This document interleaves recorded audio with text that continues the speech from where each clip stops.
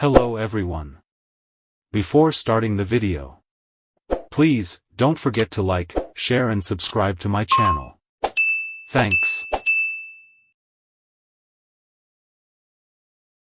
Welcome to my channel, Infotech. In my previous video, I demonstrated how we can configure a Wi-Fi network or SSID and how to assign this SSID to an access point for broadcasting. When we create a Wi-Fi network, it will be created with the default settings applied, as I did in my previous video. Now, in this video, instead of the default settings, I am going to show you how to create and configure a wireless network or SSID with manual settings, as per our need. So, be with me and watch this video for creating and configuring a wireless network with manual settings. So, without wasting time, let's start the video. To create, configure or change the settings of a Wi-Fi network, I will go to the Unifi Network Web Management Interface. I will open an internet browser, where I have already accessed the Unifi Network Web Management Interface. Go to the Settings tab. Click on the Wi-Fi tab. On the right side, there is one Wi-Fi network with default settings applied. We can create a new SSID or Wi-Fi network and then make the manual settings, or we can make changes to the existing Wi-Fi network settings. Here, I will change the default settings of the existing SSID or Wi-Fi network named infotech Wi-Fi. So, I will click on the existing SSID, infotech Wi-Fi, to go to its configuration page. If we check the advanced settings, this SSID has been created with the default settings applied. To configure the manual settings for this Wi-Fi network, press on the button Manual. Under the manual settings, there are a lot of options or features available here, which can be configured as per our need. I will briefly explain each and every option offered by the Unifi Network server for manual configurations. The first option is Multicast and Broadcast Blocker, also known as Multicast and Broadcast Control. This feature is disabled by default. I will not go into the details of this feature because this is going to be a long topic. In simple words, I would say, if this feature is disabled, higher will be the traffic caused by multicasting and broadcasting, hence, slower will be the network performance. If this feature is enabled, meaning, lower will be the traffic, because unicast and broadcast traffic will be blocked and controlled, hence, higher will be the network performance.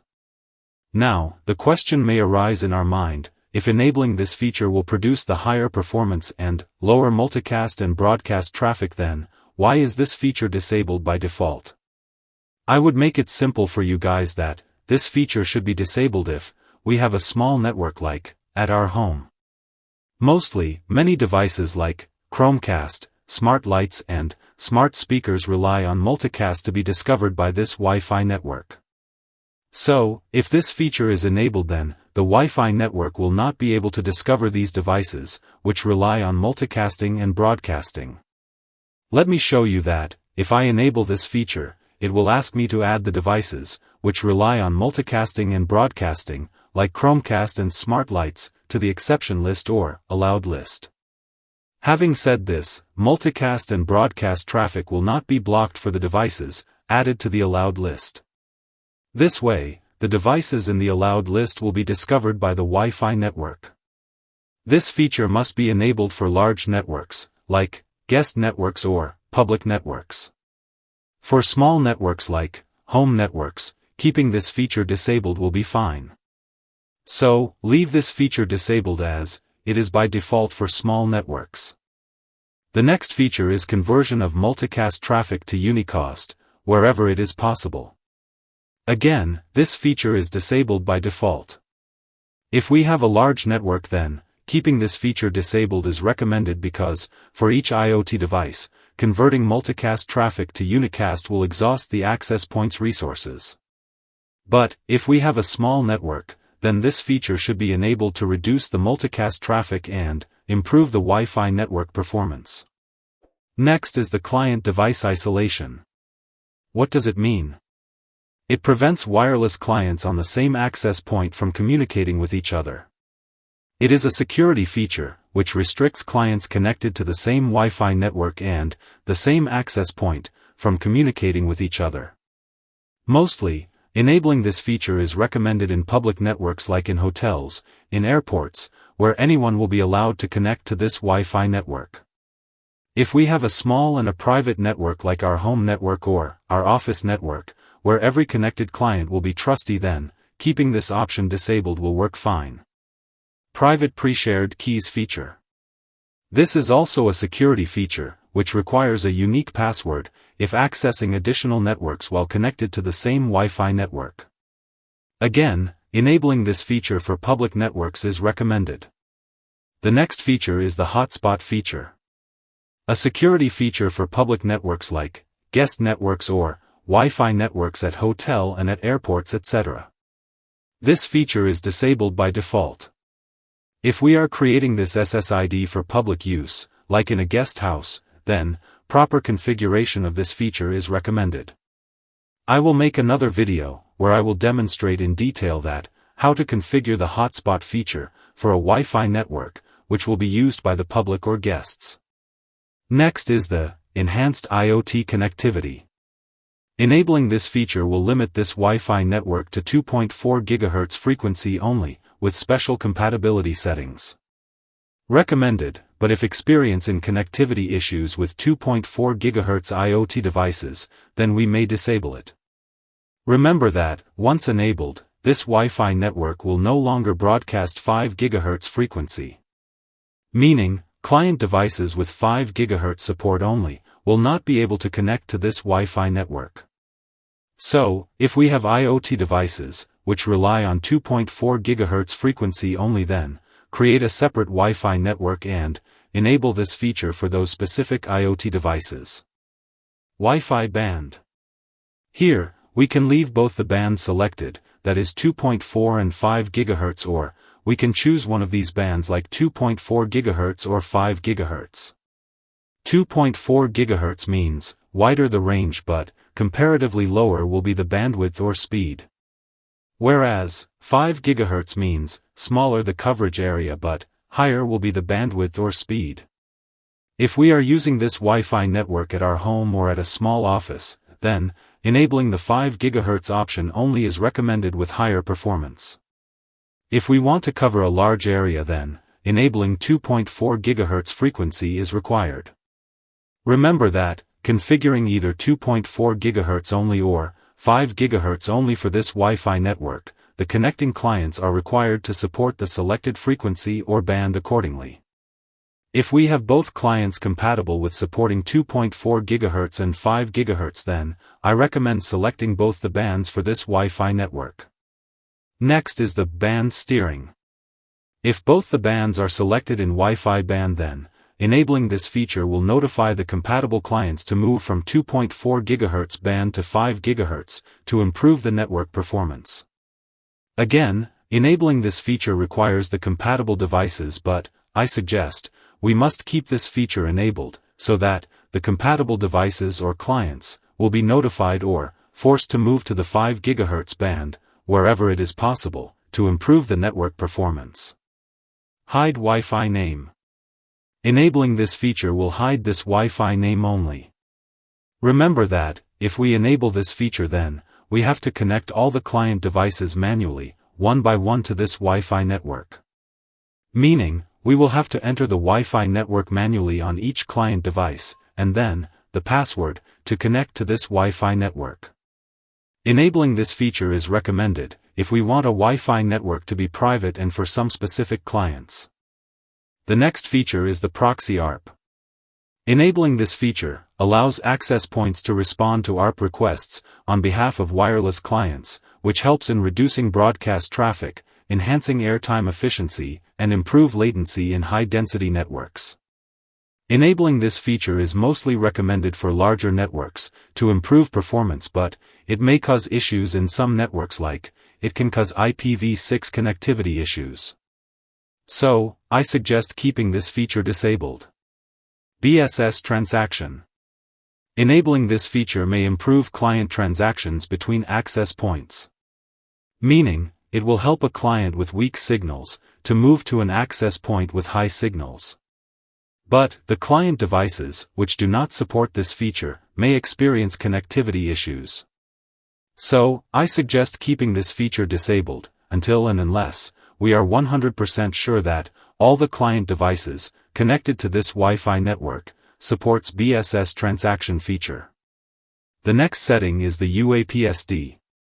This stands for Unscheduled Automatic Power Save Delivery.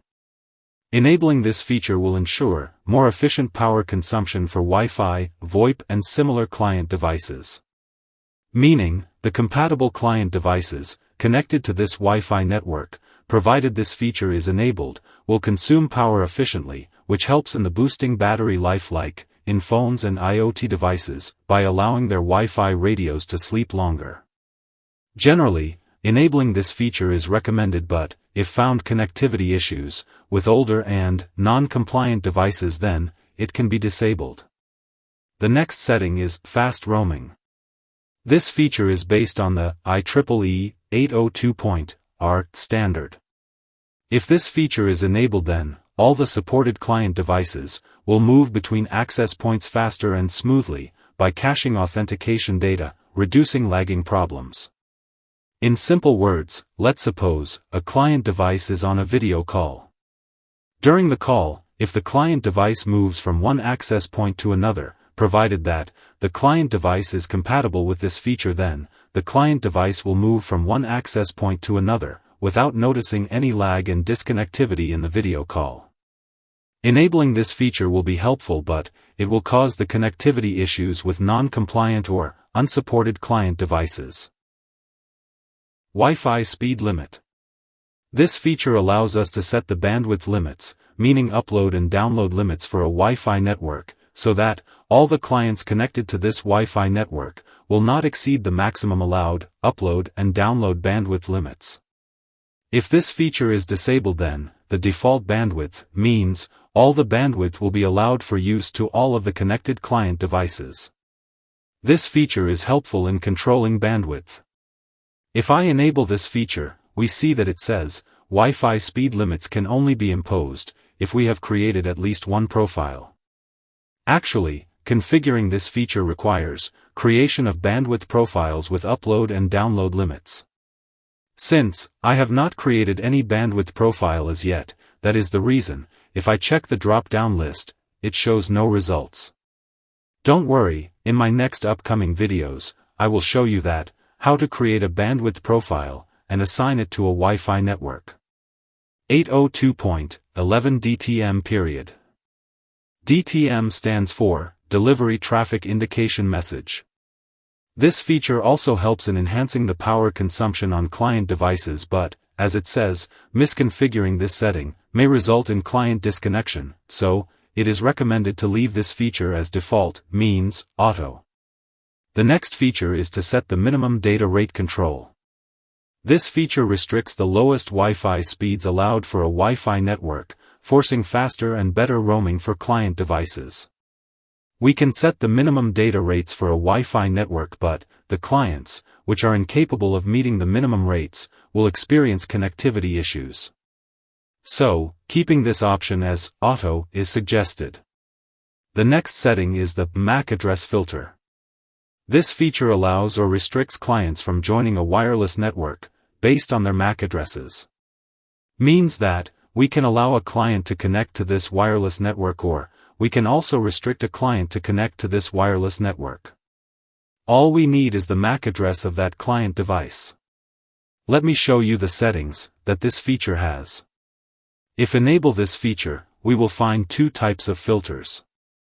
One is the allow and other one is the deny filter. All the client devices added to the list below, based on their MAC addresses, will either be allowed or denied while connecting to this Wi-Fi network. Remember that, once enabled this feature, if we set the filter type to allow, then the only clients in the list will be allowed to connect to this Wi-Fi network. All other clients, if they try to connect to this wireless network, will be restricted. The same way, if the filter is set to deny, then only the clients in the list will be denied from connecting to this wireless network, and all other clients will be allowed if try to connect to this Wi-Fi network. Don't worry, I will make a separate video on MAC address filter topic with detail. We can add single, as well as multiple clients at once, to the list.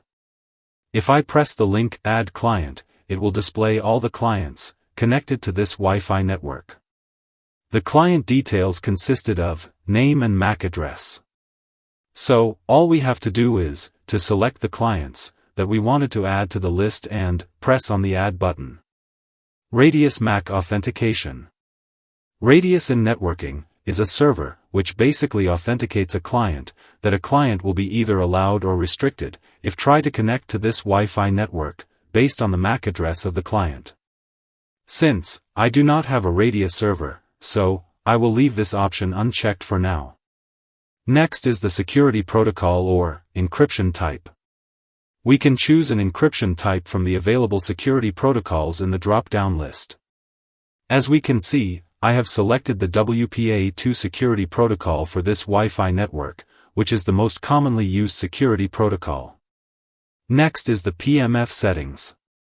As it says, protected management frames enhance network privacy and security. This will cause compatibility issues for some clients, especially IoT devices. It also says that keeping this option disabled in conjunction with WPA2 security protocol is recommended.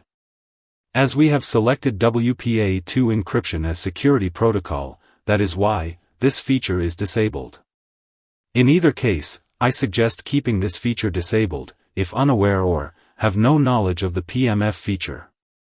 Group Re-Key Interval.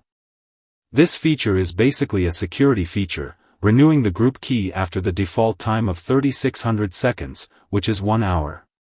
Once the group key is renewed after the mentioned time, a client has to be re-authenticated.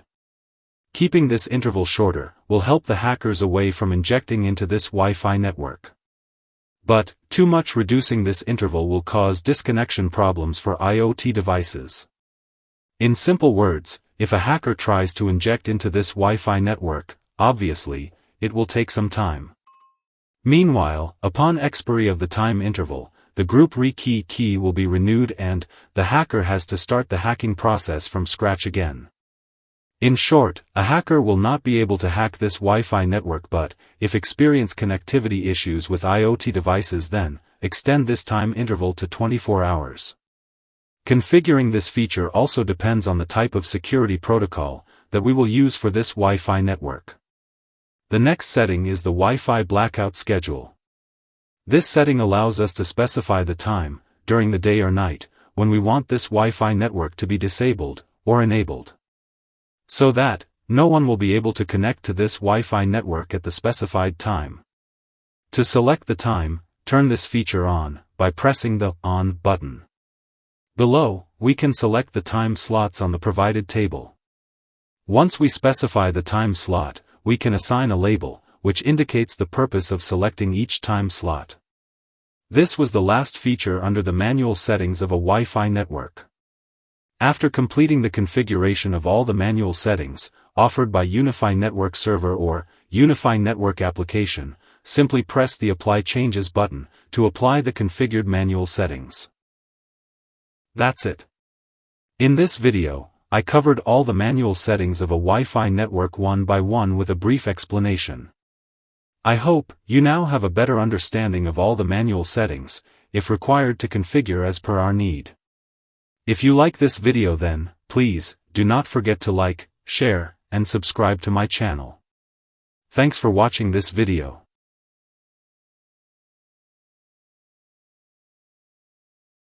Next video. In my next video, I will demonstrate how to create multiple SSIDs or wireless networks and how can we assign multiple Wi-Fi networks to specific access points. So, do not forget to watch my next video.